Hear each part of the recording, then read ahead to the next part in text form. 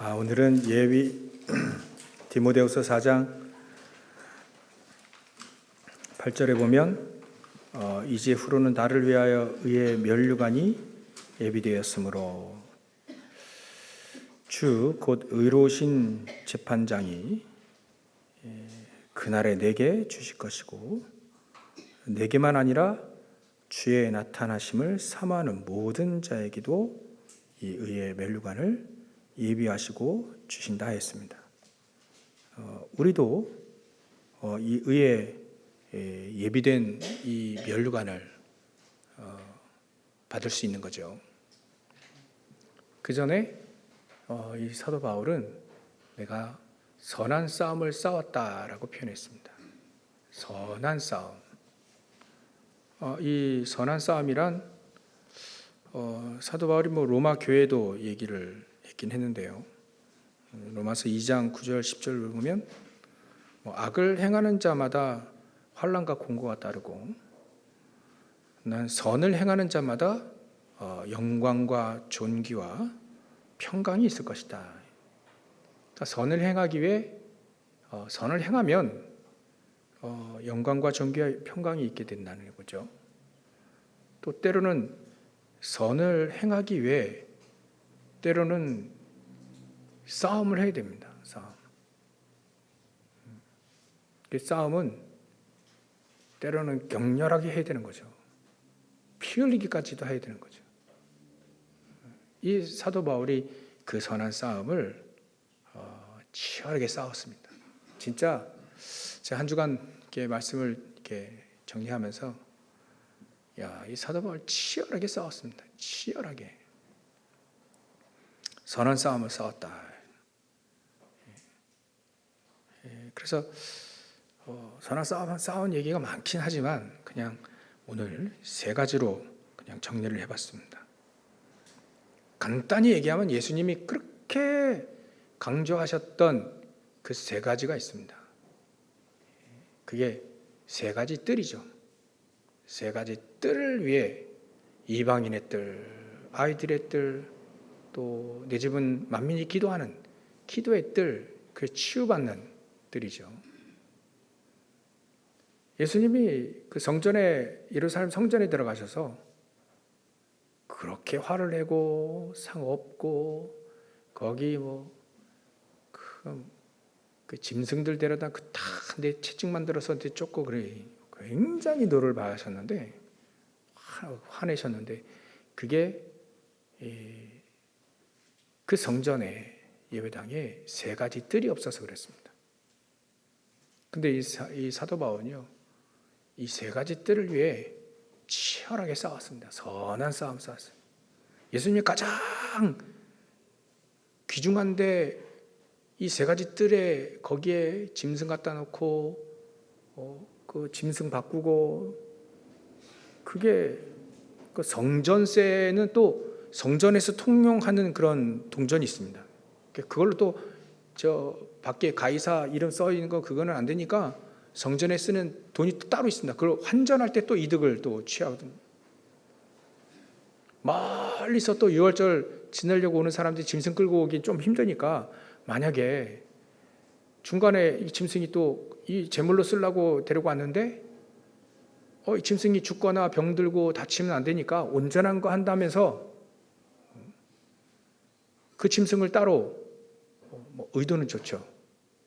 짐승을 따로 준비해 놔가지고 오는 사람마다 돈 받고 돈 당연히 내지만 그걸 바꾸기 위해 거기에 바꾸는 거 좋습니다. 근데 굉장한 이득을 거기서 취했습니다. 6월절 한번 지내려면요 그 양들과 그 재물들이 제가 책을 보니까 굉장히 많이 그 재물들이 죽었어요. 피 흘렸어요. 그 바클레이 그 신학자는요 그 통계가 25만 마리가 죽었다. 6월절 내에. 그러니까 어마어마한 그 재물을 피 흘리는데 강을 이뤘다잖아요. 그걸 또 잡으려는 제사장들은 얼마나 이게 굉장한 일인 거죠. 그 짐승의 그 피 흘리고 그 가죽 벗기고 또 하는 거는 굉장히 힘듭니다. 그러니까 그 성전에서 그 일을 폭리를 취하기도 하고 막 그랬습니다. 그거를 이제 예수님이 장사의 소굴로, 장사꾼의 소굴로 만들었다 이렇게 표현했어요. 그 예수님이 가장 소중하게 여기는 예배당에 이 세 가지 뜰이 없는 거예요. 그 세 가지 뜰을 없애고 장사 소굴로 만들었다. 그 굉장히 노를 바랬잖아요. 근데요, 사도 바울이 예수님 생전에 한 번도 찾아보지 못했거든요. 찾아오지도 않고 얼굴도 안 봐보고 그랬는데 예수님의 가장 소중하게 여기는 그거, 그 세 가지 뜰, 그걸 놓고요 평생토록 선한 싸움을 싸웠어요. 이스라엘 민족은 거기다가 종교 지도자들, 바리새인과 서기관들 뭐 이런 사람들은 하나님이 가장 원하시는 그 성전에 다른 거 그런 거 장사의 터로 만들었지만 사도 바울은 이 세 가지 뜰을 회복하기 위해 평생토록 선한 싸움을 싸운 겁니다. 그 첫 번째가 사도 바울은요, 순수한 오직의 그 복음을 지키기 위해 싸웠습니다. 자꾸 복음을 희석하니까. 예수님도요, 마태복음 16장 13절부터 15절에 자꾸 복음을 섞지 말라는 겁니다. 자꾸 순수한 복음을 세상이 이렇게 존경하는 그런 이론과 또 세상의 풍습과 또 세상이 막 좋다라고 하는 그거로 섞지 마라. 그래서 가이사랴 빌립보 지방에 예수님이 제자들을 또 데리고요, 얘들아, 나를 세상 사람들이, 세상 사람이라 저 밖에 있는 이스라엘 민족들이 나를 누구를 아느냐. 그때 예수님을요 세례 요한이라고 하더라고요. 또 예레미야라고 하답니다. 또 엘리야가 다시 태어났다 이렇게 표현하고 선지자 중에 한 명이라고도 합니다. 예수님이 아시고 얘기하는 거죠. 그럼 너희는 나를 누구라 하냐? 그때 베드로가요, 주는 그리스도시요 살아계신 하나님의 아들이십니다. 하나님의 아들이라는 거예요. 그리스도라는 겁니다. 그러니까 예수님이 깜짝 너무 나중에 베드로가 나중에 또 헤매기도 하고 그러잖아요. 그런데도 그 고백이 이건 네 고백은 이거 알게 아니는 혈육 누구에 가르쳐 준 게 아니라 하나님이 너에게 은혜를 주고 알게 하셨구나.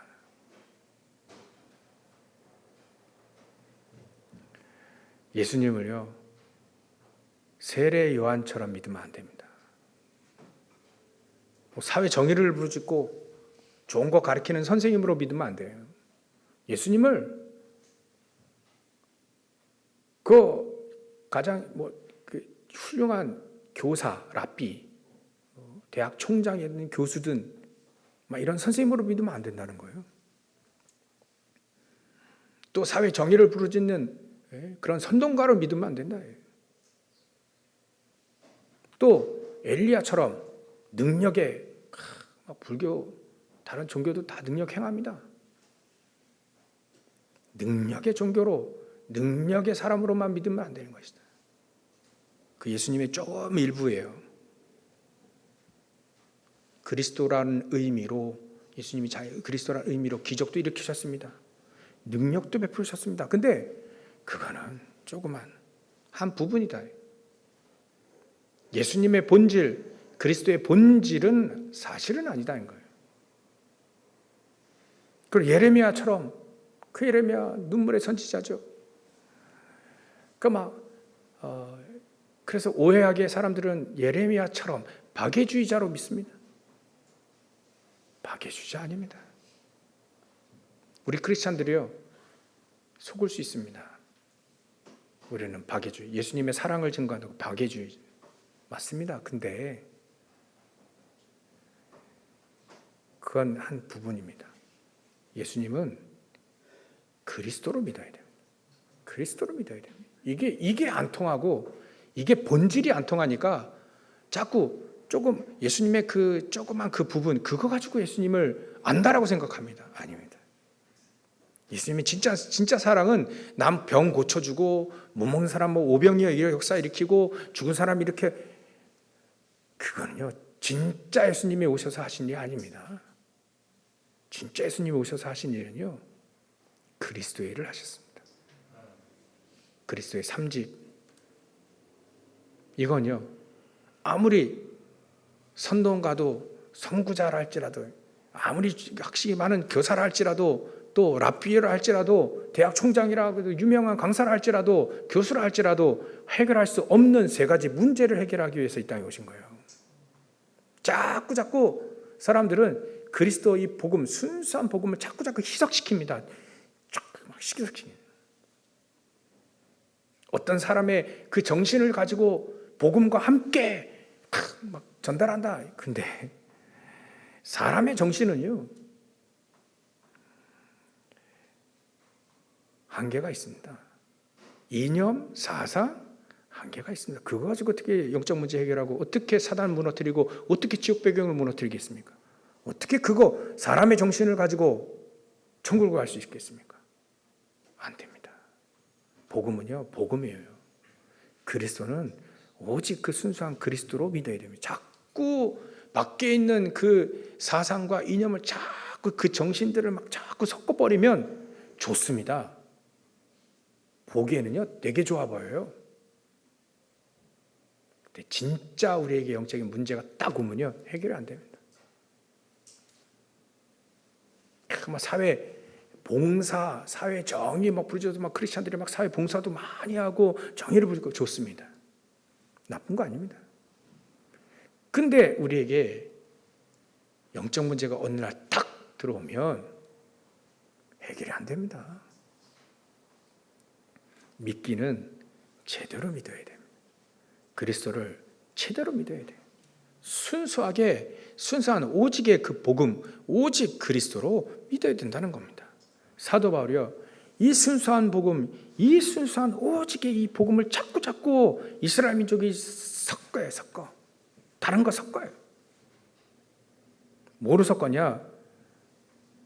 율법 지켜야지 너희들 복음을 구원을 얻는 거야 라고 구원의 비밀을 자꾸 다른 거 가지고 섞어버립니다. 예수님도요 율법과 선지자는 요한 때까지다. 왜냐하면 예수님이 진짜 그리스도가 이 땅에 육신을 입고 오시기 전이니까, 그리스도 행하기 전 아닙니까? 그리스도로 진짜 공생에 생하시고 십자가 달려 죽으시고 부활하기 전이니까 율법은 그때 당시에 그 안에 의식 안에 내 죄 문제를 해결하기 위해서 양을 가지고 죄를 뒤집어 씌우고 그 양을 죽이면서 내 죄 문제가 해결됐잖아요. 그러면 그 다음 연도에 또 재물을 가져와야 돼요. 율법도요 율법으로 구원받는 거 아니다. 율법은 우리의 삶의 규범이기도 하고요. 그때 당시에 너무 위험하니까 여러 가지로 먹을 거, 입을 거, 행동 여러 가지로 제한을 해준 겁니다. 보호해 준 거예요. 근데 그 율법이 구율법을 잘 지키면 구원받는다고요? 아닙니다. 사도 바울은요, 그 율법주의자들과 함께, 율법주의자들과 치열한 선한 싸움을 싸웠어요. 계속 가는 것마다 이 율법주의자들이 얘기해가지고요, 율법을 지켜야 너 구원받는 거야. 할래도 해야 되는 거야. 자꾸 그래야 하니까요. 율법주의자들과 치열하게 싸웠습니다.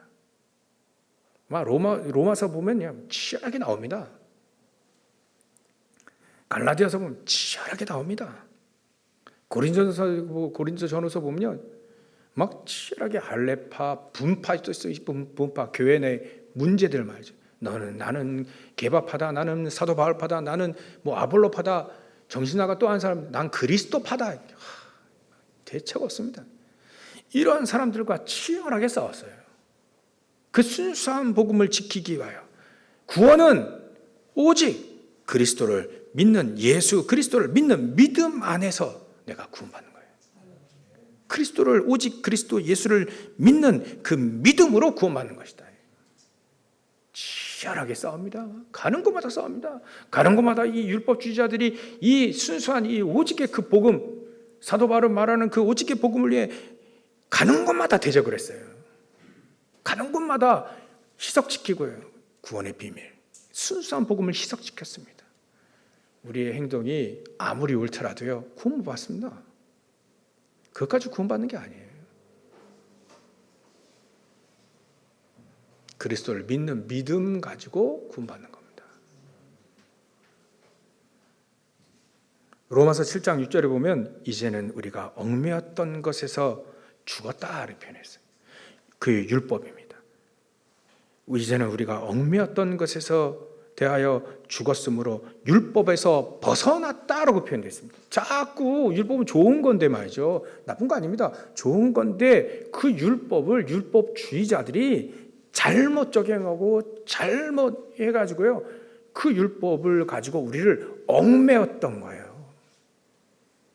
자꾸 얽매니까 사도 바울이 이거 아니에요. 이거 율법주의자들이 얘기하는 율법도 틀렸지만 율법으로 구원받는 게 아니다. 자꾸 그 율법을 가지고 우리의 삶을, 우리의 모든 걸 얽매니까 이제는 우리가 그 얽매였던 것에 대하여 죽었다라고 표현까지 했습니다.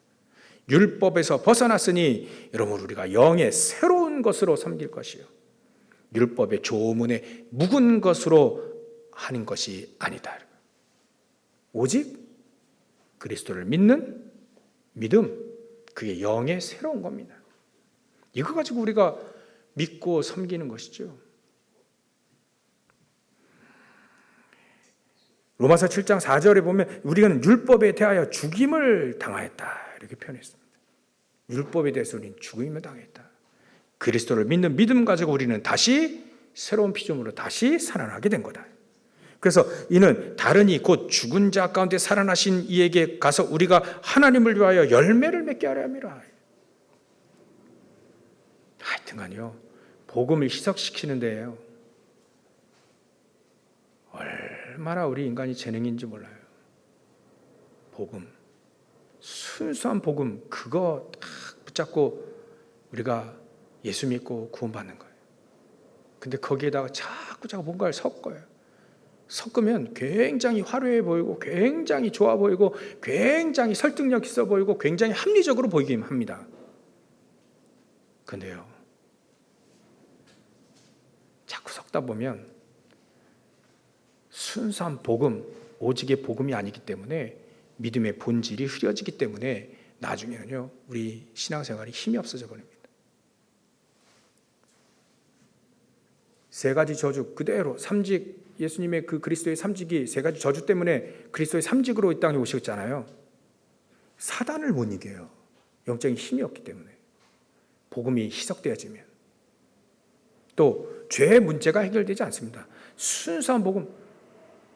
어찌 마리아가 우리를 위해 대신 죽었습니까? 어찌 마리아가 우리의 기도를 듣고 대신 하나님께 전달하는 존재, 그 존재입니까? 자꾸 희석시킨다니까요, 사람. 우리 인간이. 그렇게 하니까 재앙을 못 막아요. 사단을 못 이깁니다. 세 가지입니다. 죄, 지옥, 사단. 못 막아요. 못 이긴다니까요, 세 가지. 이게 우리 인생의 근본적인 문제입니다. 하나님을 떠나서 생긴 근본적인 문제가, 하나님 떠나서 죄가 우리를 얽매여가지고 사단의 종이 돼버린 겁니다. 그 사단은 죽지도 않습니다. 그 사단은 우리를 계속 속입니다. 불신자들에게는 왕 노릇하고요, 임금 노릇하고요. 그래서 결국 우린 지옥 배경에 이전에 살았지 않습니까? 그 지옥 배경이 안 무너지는 거예요. 그 지옥 배경이 계속 우리를 괴롭히는 겁니다. 왜냐하면 순수한 복음을 누리지 못하면 그리 됩니다. 이스라엘 민족이 광야에서 분명히 애굽에서 빠져나왔는데, 구원받고 빠져나오는데 실질적으로는 그들이 안 빠져나왔잖아요. 사단이 쳐놓은 함정 틀어놓으면 그게 사단이 쳐놓은 그 함정이 그대로 갇혀 있습니다. 그대로 노예에 갇혀 있어요. 너희는 자유민이고 하나님의 자녀고. 근데요, 애굽에 있었던 그 옛날 풍습, 애굽에서 그 고기 얼마나 먹었겠습니까? 고기 먹고 부추 먹고 양파 먹고 마늘 먹고, 그거 광야는 없으니까 그거 가지고 불평하고 물 없어 불평하고 늘 했잖아요. 그게 안 빠져나왔어야지. 맞아, 나오는데 안 빠져나왔어요. 구원 받았는데 그 그리스도의 순수한 복음을 누리지 못하니까 자꾸 속는 겁니다. 그래서 그 복음 또 누리라고 성막 지어놓고 말이죠. 그 안에 모든 기구들이 전부 다 그리스도를 의미하는 성막. 그거를 보면서 매일매일 일어나면서 성막을 보며 언약궤를 보며 살고, 또 잠잘 때도 그 창문을 닫을 때도 그 성막을 보면서 닫고 그렇게 하라는데도 불구하고요, 이게 안 바뀌어요. 왜냐하면 순수한 복음을 누려야 되는데 말이죠. 사도 바울이 이것 가지고, 이 구원의 비밀, 순수한 복음, 이거를 지키기 위하여 선한 싸움을 무지하게 합니다. 치열하게 했습니다. 가는 곳마다 했습니다. 그래서요, 로마서 1장 16절 17절 그러잖아요. 나는 복음을 부끄러워하지 않는다. 왜냐하면 그때 당시에 예수는요, 사이비 종교의 교주였어요. 그렇게 알려졌습니다. 또 예수님은 비참하게 가장 흉악범이 죽어야 되는 그 사형틀인 십자가에 달려 죽으셨어요. 그래 죽었기 때문에 저는 흉악범이고, 저는 사상범이고, 저 사람은 이단의 괴수고, 그러니까 그 사람을 믿는다? 사람은 안 믿는 거예요. 사람은 난 그런 그리스도도 아니고 그런 그 이단의 괴수 그런 거 믿으면 부끄러워했습니다. 사람들이 사이비 종교 다닌다고요. 또 들리기에는 이게 진짜 사이비야. 막 예수님의 몸을 뜯어먹고 피를 갈아 마신다네.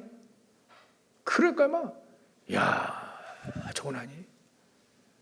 본격적으로 로마가 핍박하잖아요. 250년간.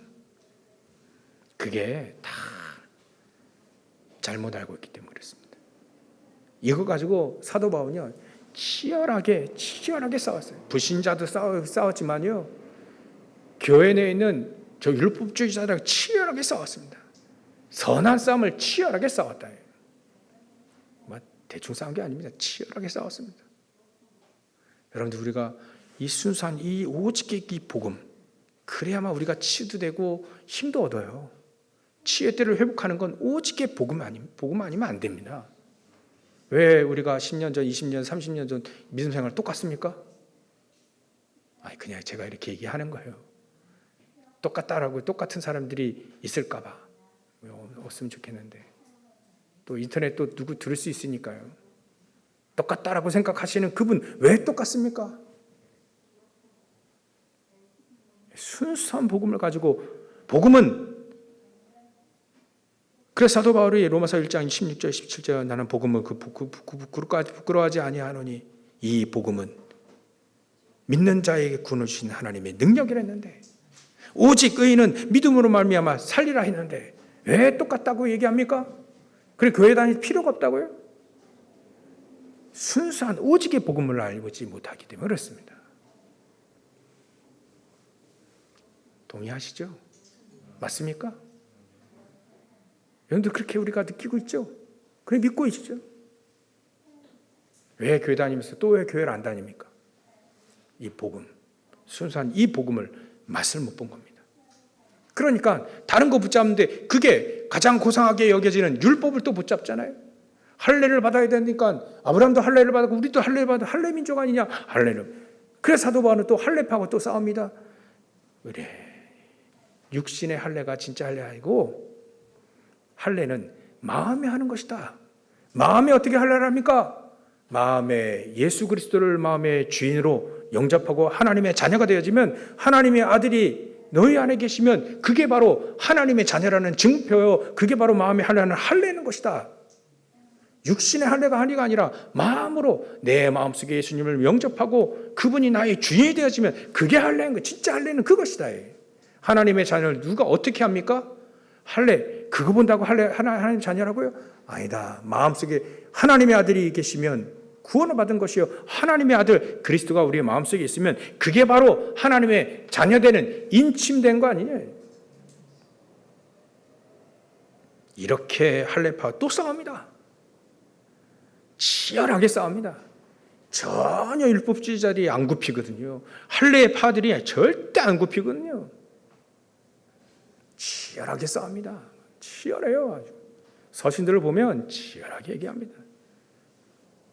진짜 사도 바울이요, 열변을 통합니다. 열변을 통해. 어찌 그래 분파도 있습니다. 어찌 내가 당신들을 위해 십자가 달려 죽으냐?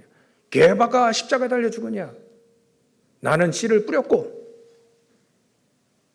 양육은 아볼로 목사님이 잘했고 잘하게 하시는 분이 그리스도 아니냐? 우리는 그리스도파냐? 아니다. 그리스도는 복음이요. 그리스도는 나의 주인이시오. 그 그리스도가 우리를 위해 십자가를 달려 죽으시고 부활하신 분 아니냐? 왜 어찌 팔을 나누냐? 치열하게 또 싸웁니다. 믿음의 선한 싸움은요, 순수한 복음을 지키기 위한 사도 바울의 치열한 싸움이었어요. 선한 싸움을 바로 이렇게 했다는 것이 보여지는 겁니다. 우리가요, 어떻게 실한 싸움을, 선한 싸움을 싸웁니까? 순수한 복음을 그대로 지키기 위하여, 이거 지키기 위하여. 섞지 말라는 거예요. 자꾸 다른 거 가지고. 다른 거에 섞지 마라.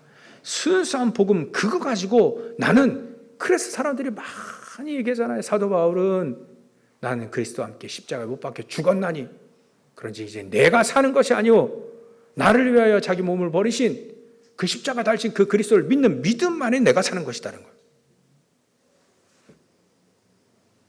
다윗 같은 건 나는 하나님, 여호와 하나님으로, 우리가 말하는 그리스도로 나는 충분하다 했습니다. 부족함이 없다 했습니다. 많은 사람들이 그리스도로 나는 부족함이 없습니다. 더 필요한 것도 더 받을 것도 없습니다. 라고 하는 그 진정한 고백이 순수한 복음을 가지고 있는 겁니다. 진짜 그 안에 다 있으니까요. 골로새 교회 2장 3절 얘기하잖아요. 2장 2절 3절. 그리스도 안에는 모든 지혜와 지식의 모든 보화가 감춰져 있다. 감춰져 있어서 그런가요? 감춰져 있다. 그걸 찾아서 누린 사람들은 전부 다 그리스도 한 분으로 충분하다고 했다. 순수한 복음을 지키기에 우리는 선한 싸움을 싸워야 됩니다. 우리 세상을 가보면 복음이 있습니까? 세상에는 정치, 경제, 문화 모든 부분에 복음이 없어요.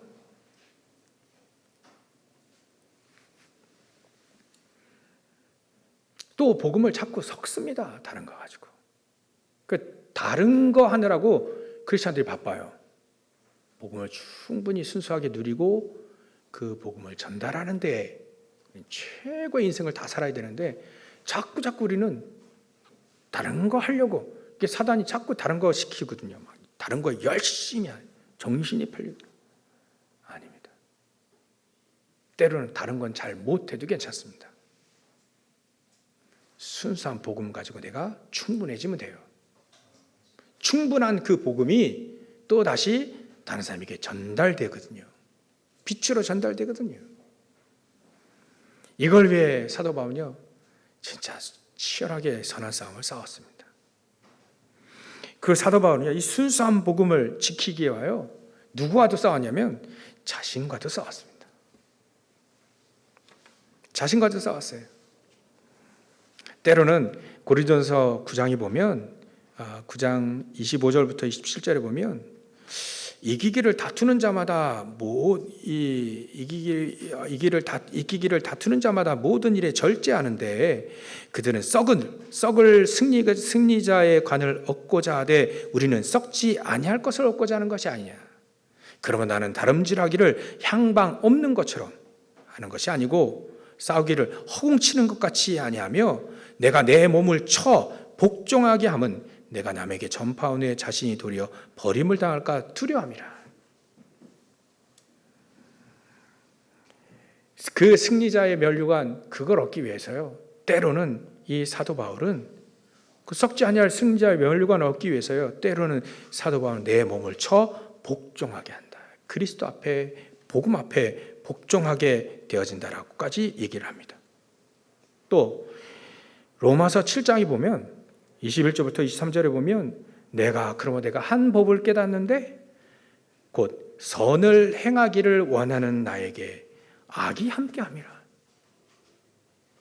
우리 안에 죄를 지으려고 하는 그런 악이 우리 안에 있잖아요. 자꾸 죄를 지으려고 하는. 근데 22절에 내 속사람으로는 하나님의 법을 즐거워하지만 내 지체 속에 한 다른 법이 있어 내 마음의 법, 하나님의 법과 싸워 내 지체 속에 있는 죄의 법으로 나를 사로잡는 것을 내가 본다. 오라 나는 곤고한 사람이로다. 이 사망의 법에서 누가 나를 건져내랴. 감사하죠. 우리 주 예수 그리스도로 말미암아 하나님께 감사하리로다. 그런즉 내 자신이 마음으로는 하나님의 법을 따르지만 또 육신으로는 죄의 법을 섬기지만 나를 그 생명의 성령의 법으로 로마서 8장 1절이죠. 생명의 성령의 법으로 죄와 사망의 법에서 나를 완전히 건져내신 것, 완전히 해방시키신 것, 완전히 자유롭게 하신 그 그리스도께 감사하고 있는 겁니다. 이 정도로 오라 나는 왜 이렇게 왜 이렇게 나는 이렇게 헤매고 이렇게 마음의 법과 죄의 법 이렇게 막 싸우는 치열한 전투 속에 치열한 싸움 속에 자기는 살고 있다는 거예요. 그렇잖아요. 우리가요 삶 속에 정말 하나님의 법을 닦고 복음을 위해 살고 기도하며 다 살고 싶은데 그게 잘 안 된다는 거예요.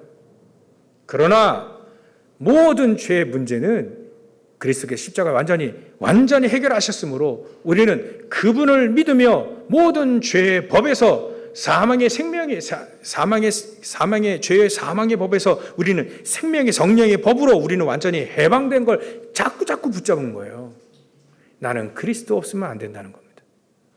나는 생명의 성령의 우리로 완전히 법으로 해방했는데 또다시 헤맨단 말이에요. 또다시 세상법으로 또다시 죄를 짓고 또다시 왜 이렇게 공고한 사람으로 가느냐. 그러나 나를 자유케 하신 그 그리스도를 믿고 나는 또 죄에서 계속해서 나를 해방시키신 그 그리스도를 계속 믿고 나가는 겁니다. 여러분 그 싸움에 치열한 싸움 우리가 잘 알죠. 우리도 치열한 싸움 싸우지 않습니까? 한 주간 또 하나님의 말씀대로 살고 싶은데 또다시 왜 이렇게 우리는 하나님의 법과 저 하나님의 말씀대로 못 살고 그래 또 우리 기도할 때 또 회개하고 그러지 않습니까? 근데 자신 있게 얘기하는 건 그리스도께서 모든 죄 문제 해결하셨던 걸 믿으면 됩니다. 그 믿음 가지고 우리는 복음의 능력을 누리는 겁니다. 더 우리는 하나님의 복음의 능력 가지고 승리하게 되는 거예요. 우리를 자유케 하시는 그 그리스도 그 복음의 능력 가지고 우리는 살 수 있는 겁니다. 이렇게 순수한 복음 가지고 이래 싸웠다니까요. 선한 싸움을 이래. 사도 바울이요. 아마 이 디모데 후서는 이제 순교하기 아마 AD 65년부터 68년 그 사이에 네로 황제 핍박 때 이렇게 참수당해서 이렇게 순교했다고 그러는데요. 아마 그 바로 전에 지었던 것으로 봅니다. 편지를 보낸 것 같아요. 보니까 로마에 돌아가는 풍경을 보고 또 로마에서 담대하게 이태 동안 2년 동안 계속 복음 증거하다 보니까 이게 핍박이 이렇게 오겠구나. 자기도 아는 거죠. 그래서 이래 된 거예요. 나는 6절에 보면 전제와 같이 재물과 같이 벌써 부어지고 떠날 시각이 가까웠도다. 나는 선한 싸움을 싸우고 나의 달려갈 길을 마치고 믿음을 지켰으니 이렇게 믿음을 지킨 거예요. 이제부로는 나를 위해 의의 면류관이 예비되었다.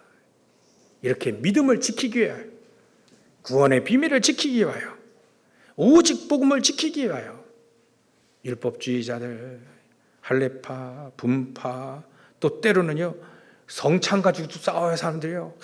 그거 뜯어 말리느라고요. 우리 다 아니까 넘어가겠습니다. 불법과 범죄와 또 이게 고린도 교회 고기 문제 있죠. 여러분들 잘 아시죠? 우상에 바쳐진 고기가 너무나도 우상도에 제물을 하니까 제물을 막 피를 흘리니까 거기에 고기도 굉장히 많으니까 그걸 뒷문으로 해가지고요 싸게 시장에 파는데 그거를 우상에 바쳐진 고기를 알고도 먹냐? 이거 먹어야 되냐 말아야 되냐 그런 문제. 야, 차라리 나는 그 고기 안 먹겠다라고 이렇게까지 싸웁니다. 이 수준 높다 봐야 됩니까? 이게 사람들 낮다 봐야 됩니까?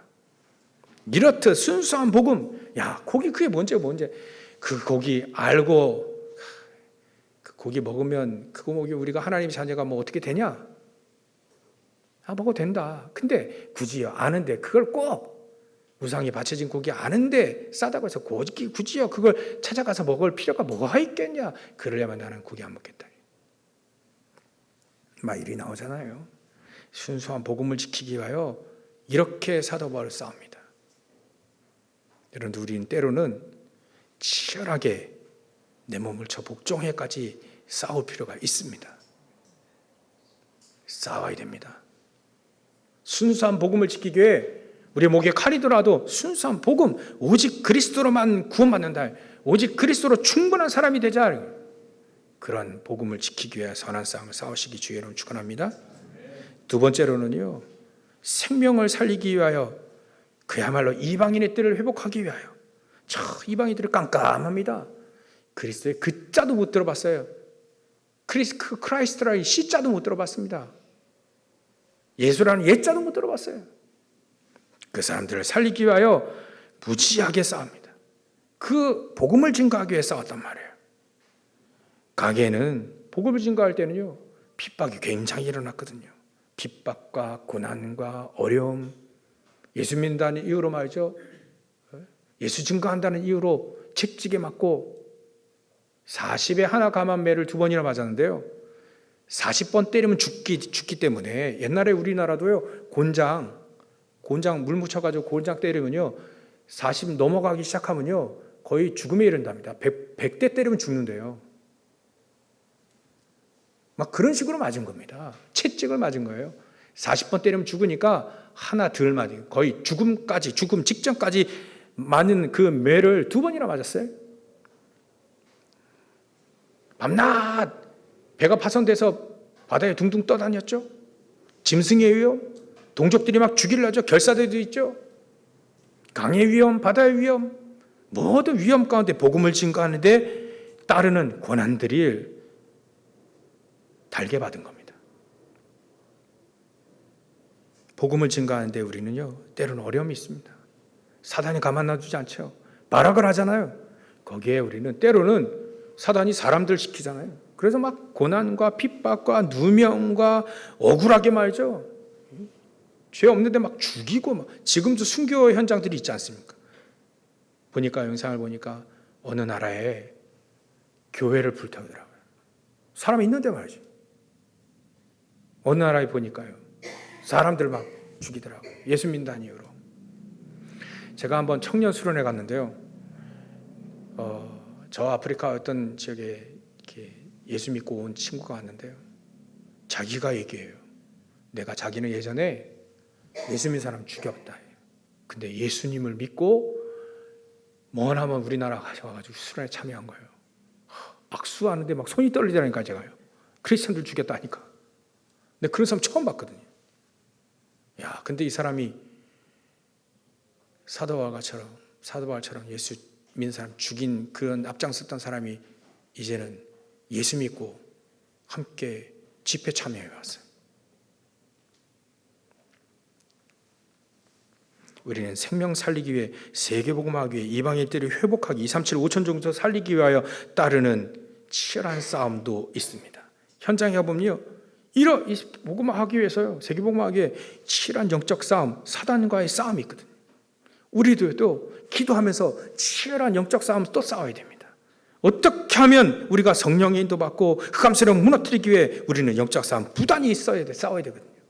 그 사도 바울은요, 사도행전 13장 저 아시아 복음을 증거하러 갈 때 금식하며 기도하며 영적 싸움 싸우며 하나님의 나라를 누리고 완벽하게 응답을 받고 나갑니다. 이렇게 선한 싸움을 싸우는 거예요. 부단히도 기도하며 싸우는 겁니다. 사도행전 16장 6절부터 10절에 보면요, 그 드로아로 가기 전에, 아니 마게도냐로 가기 전에 그 트로이 드로아에서 치열하게 또 영적 싸움을 싸웁니다. 자꾸 예수의 영이 이 아시아에서 복음을 증거하는 걸 막거든요. 어떻게 하면 우리가 성령 인도받고, 어떻게 하면 저 불신자들, 저 깜깜한 사람들을 살릴까? 거기에 영적 싸움을 싸웁니다. 그때 기도하며 환상을 보죠. 뭐 저기 바다 건너에 마게도냐 사람들이 막 자꾸 와가지고 자꾸 우리를 위해 도우라는 거예요. 그거 보고 응답받고 그 마게도냐로 갑니다. 그때 밤새도록 영적 싸움을 싸워 성령의 인도 받고 가는 그 사도 바울, 응답받고 가는 그 사도 바울. 우리가 이렇게 선한 싸움을 싸우는 겁니다. 그죠? 사도 바울이 그렇게 선한 싸움을 싸운 겁니다. 저절로 그냥 갑자기 뭐 되진 게 없습니다. 치열하게 영적 싸움을 싸우고요. 치열하게 바깥 사람들과의 싸움, 사단과의 싸움, 제도와의 싸움, 치열하게 환경과의 싸움도 굉장히 일어납니다. 거기서 때로는요, 제자를 찾을 때 특히 루스드라 이런 지역에 가서 디모데 전후서 디모데를 그 현장에 찾습니다. 그때 사도 바울은 돌에 맞아 죽었다 표현했어요. 돌에 맞아 죽기 직전까지 간 겁니다. 그래 놓고요, 그 다음날 일어나가지고 돌에 맞아 다시 깨어가지고 다시 들어가서 그 제자 디모데를 찾아냅니다. 이런 제자들을 찾는 치열한 영적 싸움을 싸웠다는 겁니다. 그리고요, 세 번째, 하나 더 있습니다. 치열하게 그 싸우기 위해서요, 때로는 고난도 닿게 받았죠.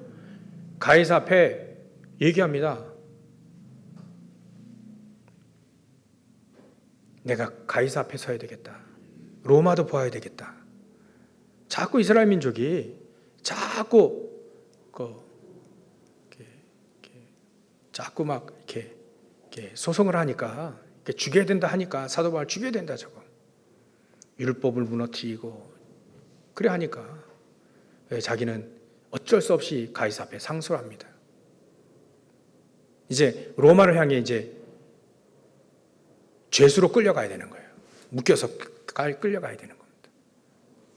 그런 사건들. 또 때로는 빌립보 감옥에 매맞고 들어가기도 하잖아요. 전부 다 이게 생명을 살리기 위한 선한 싸움인 겁니다. 우리는 때로는 예수 그리스도를 위해 핍박받는 자, 예수님도 복되다 하지 않습니까? 팔복에 우리는 생명 살리기 위해 다른 2, 3체가 5천 종 세계복음화하게 때로는 우리가 핍박도 고난도 어려움도 감사히 받아야 될 것이다. 거기에 우리는 이 영적 싸움 이렇게 싸워야 됩니다. 세 번째로는요, 미래와의 싸움입니다. 렘넌트의 뜰을 회복하기 위한 미래와의 싸움이죠. 그래서 부단히 회당에 들어가서 이 선한 싸움을 또 싸웁니다. 그 회당 들어가면 또 그 대적들 있잖아요. 율법주의자, 할례주의자, 뭐 여러 가지 막 되지도 않는 말들을 하는 그런 사람들, 거기서요 진짜 렘넌트들 후대들을 놓고 이 후대들에게 그리스도가 예수고, 그 예수 그리스도 아니면 절대 안 되는, 우리를 위해 십자가 달려 죽으시고 우리를 위해 부활하시고 모든 구원을 완벽하게 이루신 그 그리스도, 이 예수 아니면 안 된다는 당위성을 얘기합니다. 또 안식일마다 가가지고 예배에 승리해라, 기도해라. 그게 사도행전 17장 1절, 18장 4절, 또 에베소 회당의 19장 8절에 우리의 응답은 진짜 하나님의 나라다. 그래서 렘넌트를 제대로 세워나가기 시작합니다. 순수한 복음을 위해, 순수한 복음만을 위해 사는 렘넌트들, 후대들을 키워내기 시작합니다. 그 렘넌트들이, 그 후대들이 일어나가지고 나중에 로마 복음화까지 되지 않습니까? 전 세계 복음화가 그 사람들을 통해서 일어납니다. 여러분들, 우리도 이런 선한 싸움 싸워야 됩니다. 순수한 복음을 지키기 위하여, 또 237 5천 종족 살리기 위한 세계 복음화의 치열한 역작 싸움, 또 미래를 살릴 렘너트를 위한 회당 싸움, 우리는 RTC 싸움이죠. 회당 싸움을 싸워야 됩니다. 회당에서 이 비밀을 계속 얘기해서 세상을 정복하고 살리는 제자들을 세워내는, 렘너트 후대들을 살리는 우리는 그 선한 싸움을 싸워야 됩니다. 사도 바울이요, 많지만 이 세 가지로 제가 정리해 봤습니다. 이런 선한 싸움을 싸우시고, 결론으로요, 선한 싸움 어떻게 우리는 또 싸우냐, 이 세 가지를 붙잡고요, 금토일 시대를 열어야 됩니다. 금토일 시대 앞으로 열립니다. 그 금토일 시대 2.5일을 우리와 우리 후대들이